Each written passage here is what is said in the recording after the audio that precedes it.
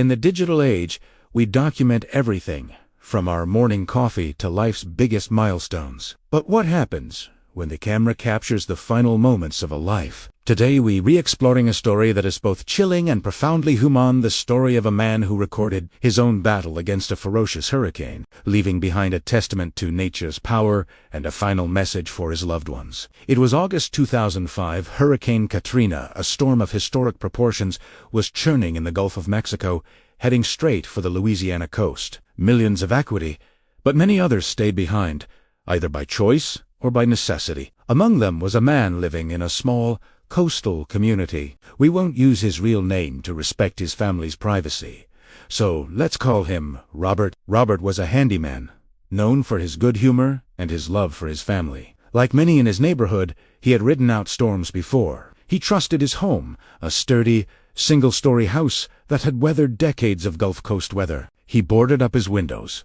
stocked up on supplies, and decided to wait it out. But this time, he also did something different.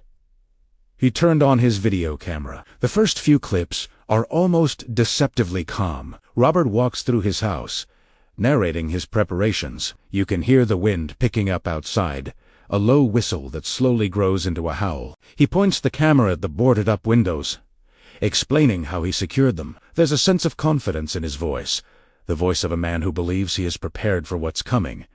He even makes a few jokes, trying to lighten the mood. "Well, the party is about to start," he says with a wry smile. "Hope the guests aren't too rowdy." But as the hours pass, the tone of the recordings shifts dramatically. The howl of the wind becomes a deafening roar, punctuated by the sharp crack of debris hitting the house. The power cuts out, plunging the rooms into near darkness, illuminated only by the camera's small light. Robert's voice becomes more strained, his earlier confidence replaced by a growing sense of unease. Then the water starts to come in. At first, it's just a trickle under the door. Robert films it, his voice tight with concern. "Got a little water coming in," he says, his commentary now a stark documentation of a worsening crisis. He tries to block it with towels, but it's a futile effort. The trickle becomes a stream, then a flow. The camera pans across the floor, showing his furniture now standing in a few inches of murky,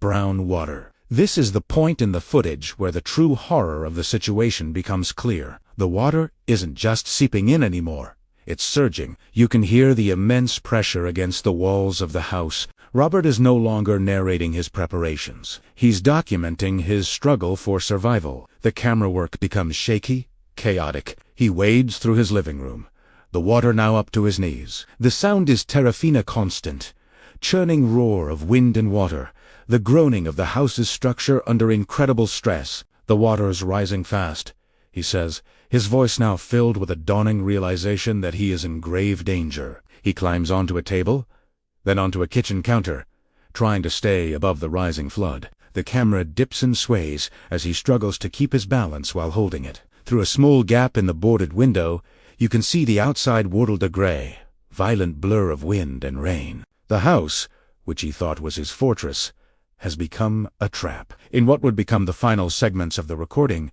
the water is nearly at the ceiling. Robert has found a small pocket of air in the attic, having punched a hole through the ceiling to escape the flooded rooms below. He's wet, exhausted, and in the dark. The camera light illuminates his face, etched with fear, but also a strange sense of calm. He knows his time is running out, and this is where he records his final message. He's not speaking to a general audience anymore. He's speaking directly to his family. He tells his wife he loves her more than anything in the world. He talks to his children, telling them to be strong, to look after their mother, and to live good lives. His voice cracks with emotion, but he pushes through. He says he's sorry he stayed, sorry he couldn't be with them. "I love you," he repeats, the words hanging in the dark. "I love you all so much." The camera continues to record for a few more minutes. We hear his ragged breathing, the relentless sound of the storm, and the creaking of the attic beams. Then there's a loud crash. The camera falls. The image spins into a chaotic blur of darkness and water, and then nothing. The recording stops. Robert's body was found several days later, not far from the ruins of his home. The camera, miraculously, was recovered from the debris, its final recording a haunting legacy. His family decided to share parts of the footage, not for spectacle, but as a powerful warning. They wanted people to understand the reality of a hurricane, to see what it means to be caught in its path, and to never, ever underestimate its power.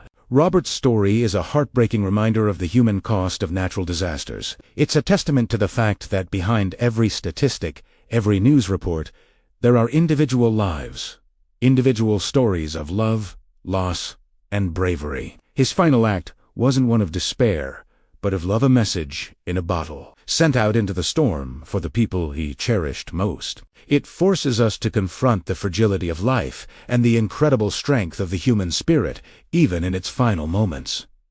Thank you for watching. This was a difficult story to tell, but an important one. If you found this meaningful, please consider liking the video and subscribing for more stories that matter. Stay safe, and we'll see you in the next one.